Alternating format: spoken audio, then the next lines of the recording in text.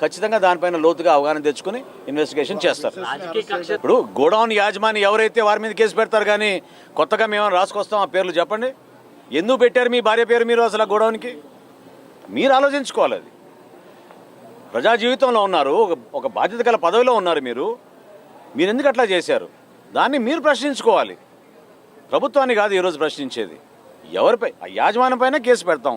JS wear house యాజమాన్యం ఎవరు అంటే పేరుని జయసుధా గారు, వారితో పాటు ఉన్న అక్కడ మేనేజరు, వీళ్ళిద్దరిపైనే కదా ఎఫ్ఐఆర్ రిజిస్టర్ చేసింది. ఇప్పుడు వేర్ హౌస్ మేనేజ్మెంట్ సిస్టమ్ అని ఒక కొత్త సాఫ్ట్వేర్ ఏర్పాటు చేసి 26వ తారీఖు నవంబర్న 27 నుంచి రాష్ట్ర వ్యాప్తంగా ప్రతి గోడౌన్లో కూడా తనిఖీలు జరగాలని మా శాఖ నుంచి మేము ఆదేశాలు ఇస్తే జాయింట్ కలెక్టర్ గారి ఆధ్వర్యంలో ప్రతి జిల్లాలో కూడా జరుగుతోంది.